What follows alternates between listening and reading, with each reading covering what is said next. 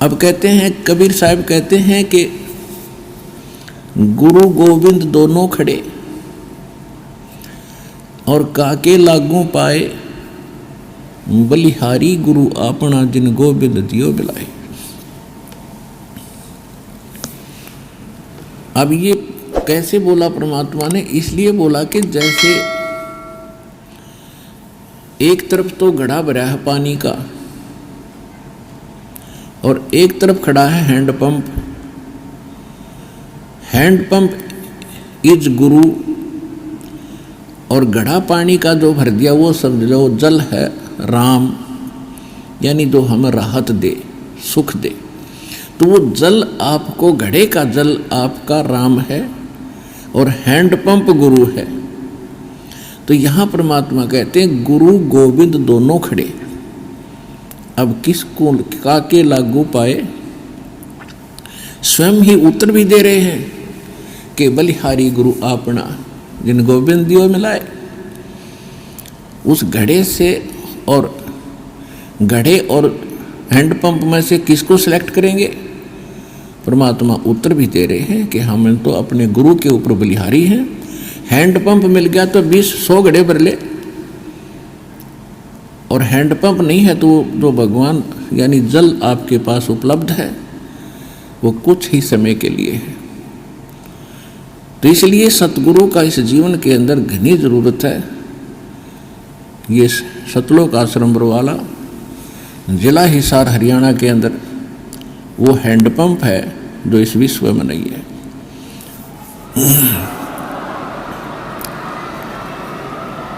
जो आपको राम मिला दे और जो आपके खाली घड़े को पुनः से फिर से भर दे, इस विश्व में वो प्रक्रिया है ही नहीं जो ईशदास के पास है।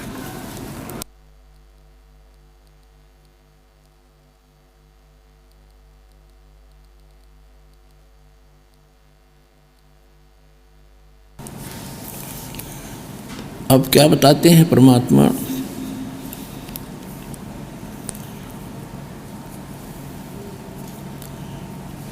राम नाम रटते रहो जब तक घट में प्राण, कबू तो दीन दयाल के भनक पड़ेगी कान।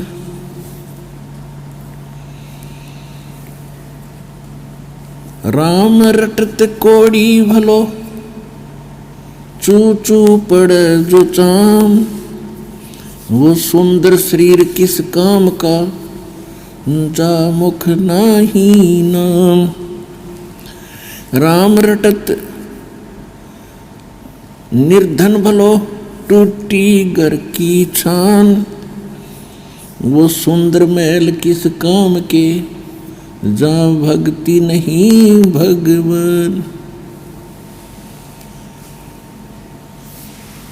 राम रटत कन्या भली, साकेट भलो न पूत।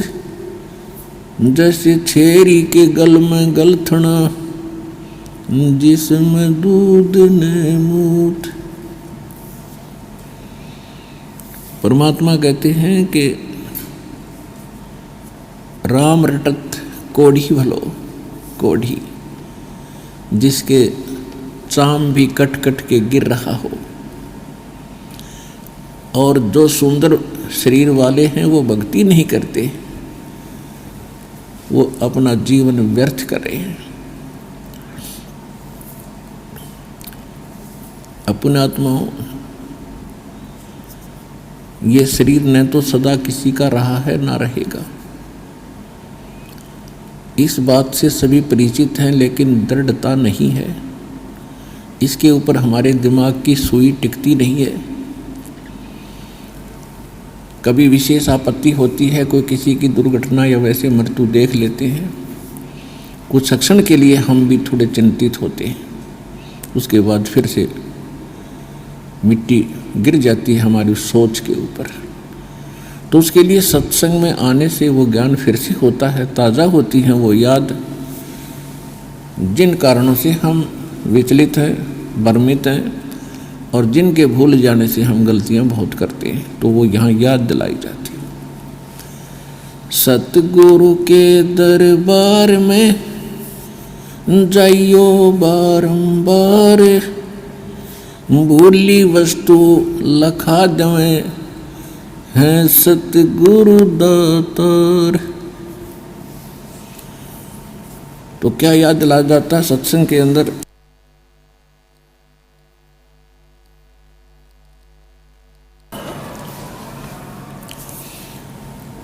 राम रटत निर्धन भलो, टूटी घर की छान, वो सुंदर महल वो कंचन महल किस काम के, जहाँ भक्ति नहीं भगवान। परमात्मा की भक्ति करने वाला इतना निर्धन व्यक्ति भी क्यों ना हो, जिसकी झोंपड़ी की छत भी टूटी हो, लेकिन भगवान को याद करता हो। और जो भगवान को याद करते हैं तो परमात्मा उसके विषय में क्या कहते हैं? ज्यों बच्चा गऊ की नजर में, यों साईं को संत, भगतों के पीछे फिरे वो भगत वत्सल भगवंत। हम भगवान की महिमा से कोसों दूर हो गए, यथार्थ ज्ञान हमें प्राप्त नहीं हुआ।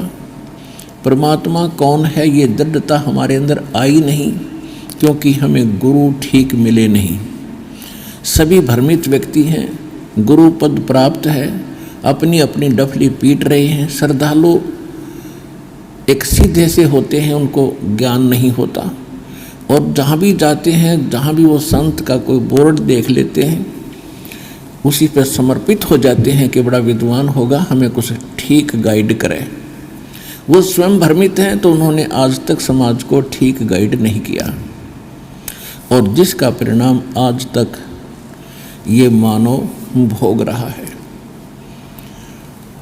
तो अब उसका सही रास्ता, सही ज्ञान, और कौन है वो रियल गॉड, वास्तविक भगवान, ये बिल्कुल खोज हो चुकी है, फाइनल हो चुका है। अब आपने केवल भक्ति भक्ति करनी शेष रह रही है, इस ज्ञान को समझ के। कबीर साहब कहते हैं, मां मुंड है उस गुरु की जिससे संशय न जाए। कहते हैं इसे गुरु का भाड़ में जाओ, वो गुरु जिससे शंका निवारण नहीं होती संत भगत की। तो इस ज्ञान को दास जो आपको बता रहा है, ये गॉड गिवन है, ये कोई रामपाल का अपना घर का बनाया हुआ नहीं है। ये गॉड गिवन स्पिरिचुअल नॉलेज है, बिल्कुल रियल है। ये आपका कब समझ में आवेगी, वो आपके श्रद्धा पर डिपेंड करता है, आपकी निष्ठा पर डिपेंड करता है। जितनी श्रद्धा से, जितनी आस्था से इसको सुनोगे, ये एक दिन फाइनल हो जाएगा कि कबीर इज गॉड। और जो साधना दास बताता है फाइनल मंत्र है, विश्व में इसके अतिरिक्त कोई ज्ञान नहीं, कोई भगवान नहीं, और कोई भक्ति नहीं। और तभी आप आगे बढ़ोगे।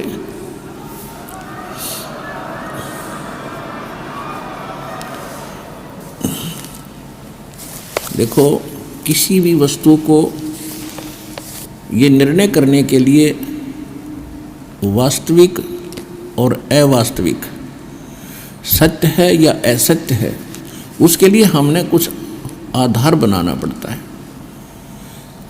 सबसे पहला आधार हमारे ग्रंथ हैं, किसी भी मजहब धर्म के जो ग्रंथ हैं। तो हमारे जो विशेष ग्रंथ हैं, पवित्र चारों वेद, पवित्र श्रीमद् भगवद गीता, ये आदि ग्रंथ हैं। और पुराण और कुरान, बाइबल, ये एक सतर के हैं। बाइबल, कुरान, पुराण, ये एक सतर का ज्ञान है। और पवित्र चारों वेद, पवित्र श्रीमद् भगवद गीता, ये गॉड गिवन स्पिरिचुअल नॉलेज है। और जो परमात्मा ने स्वयं आकर ज्ञान बोला है, क्योंकि जो चारों वेद थे, इसमें पांचवा वेद और था, जिसको तत्व वेद कहते हैं, तत्व ज्ञान कहते हैं, जिसको सूक्ष्म वेद कहते हैं। उसको इस काल भगवान ने, जो यहाँ का भगवान है, इसने उसको नष्ट कर दिया। उसकी पूर्ति करने के लिए स्वयं परमेश्वर आते हैं। उसको तत्व ज्ञान कहते हैं, सच्चिदानंद घन ब्रह्म की वाणी कहते हैं, उसको कबीर वाणी कहते हैं। तो परमेश्वर ने वो ज्ञान कंप्लीट दिया था, यहाँ के भगवान ब्रह्म के अंदर अंतःकरण में फैक्स कर दिया था। इसने जब वो फैक्स बाहर निकाला, देखा उसमें बहुत सी ऐसी चीज़ें थी जो इसके लिए विपरीत थी, क्योंकि यहाँ का जो भगवान है ये काल है, ये ब्रह्म है, सरपुरुष है, और इसको 1 लाख मानव शरीर धारी खाने का एक श्राप लगा हुआ है, जिस कारण से ये इसने बिल्कुल ख़त्म कर दिया कि कोई और भगवान है। जो परमात्मा उसका नामो निशान मिटा दिया, और किसी भी वस्तु को भगवान मानकर पूजते रहो, उसको कोई प्रॉब्लम नहीं। तो इसलिए हमें मिसगाइड रखने के लिए, भ्रमित रखने के लिए उस वास्तविक ज्ञान को खत्म कर दिया, उस वास्तविक भक्ति का नाश कर दिया। तो उसकी पूर्ति के लिए परमात्मा आते हैं। तो वो परमात्मा, एक तो हमने सदग्रंथों को आधार बनाना पड़ेगा, जिनको आज तक हम सिर पर रखे फिर रहे थे। अब कुछ सिर पर पंथ चल पड़े हैं, वो कहते हम नहीं मानते वेद गीता को। ये भी तो किसी व्यक्ति का लिखा हुआ है। वेद वाले ज्ञान को कोई व्यक्ति लिख कर दिखा दो, उसके मिलते जुलते को श्लोक दोहे बना दो, और परमात्मा ने जो ज्ञान दिया उसके बराबर कोई वाणी बोलकर लिख कर दिखा दो। तो ये एक अलग बात है कि ना मानने, वो तो आपकी मौज है, ना मानो। ये भारत का संविधान है, ये भी किसी व्यक्ति ने लिखा है। और कोई अपनी मर्जी की कोई बुक बना कर बैठ जा कि हम तो इसको मानेंगे, इसको नहीं मानते, तो कितनी अकल है उस व्यक्ति में। तो जो ये कहते हैं कि हम वेद और गीता को नहीं मानते, तो उनकी कितनी बुद्धि काम कर रही है, वो कितनी भ्रमित है, काल के पक्के दूत हैं। ऐसे व्यक्तियों से तो संपर्क भी करना व्यर्थ होता है। हाँ, समझाने की चेष्टा अवश्य करें, मान जाए तो प्रेम से, उनको भी भ्रम है वो उनका समाप्त हो। तो कहने का भाव ये है कि एक तो हमारे ग्रंथाधार बन गए। ग्रंथों में मेन ग्रंथ तो ये है सच्चिदानंद घन ब्रह्म की वाणी, कबीर परमेश्वर ने जो स्वयं आकर ज्ञान दिया है, कबीर वाणी। तो कबीर वाणी को तो हम पढ़ते 600 वर्ष से आ चुके हैं, कबीर पंथी नहीं समझ सके, क्योंकि ये तत्व ज्ञान है।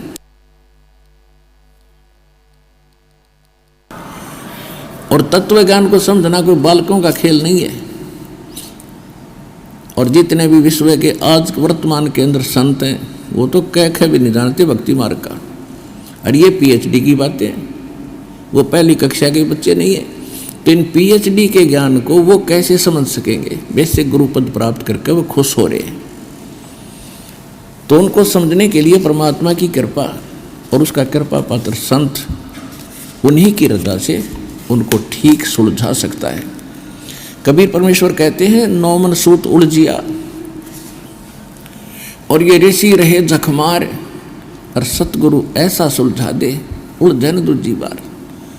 तो अब ऐसा सुलझा दिया इस ज्ञान को, हर प्रमाणित करके एक केंद्र पर 6 प्रमाण दिए दास ने, जब जाके ये अज्ञान ने जगह छोड़ी है और आपके हृदय में ये ज्ञान समाया है।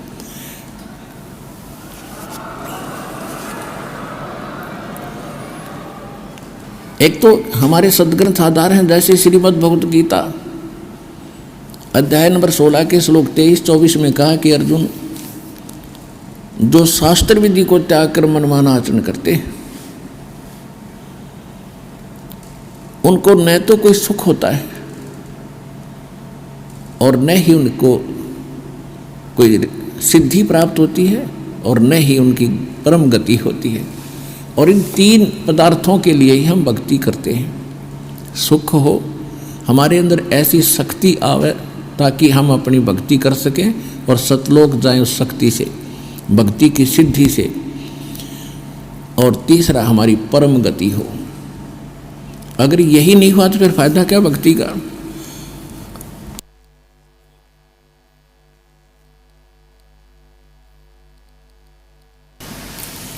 और शास्त्र विधि त्याग कर मनमानी पूजाएं करने से तो ये तीनों पदार्थ नहीं मिलेंगे। इसलिए 16वें अध्याय के 24वें श्लोक में फिर कहा कि अर्जुन, इससे तेरे लिए कर्तव्य और अकर्तव्य की अवस्था में, कर्तव्य माने जो करने योग्य हैं, भक्ति के कर्म, और जो ना करने योग्य है उनको सदग्रंथों को ही आधार मानकर समझना कि कौन से कर्म लिखे हैं करने की, कौन सी भक्ति है। और दूसरा फिर हम उन महापुरुषों को आधार मानेंगे जिनको परमात्मा मिले हैं। उन महापुरुषों ने कौन से मंत्र जाप किए हैं, उन्होंने किसको खुदा बताया है, किसको भगवान बताया है, और वही हमारे सदग्रंथ वेद और गीता बताते हैं।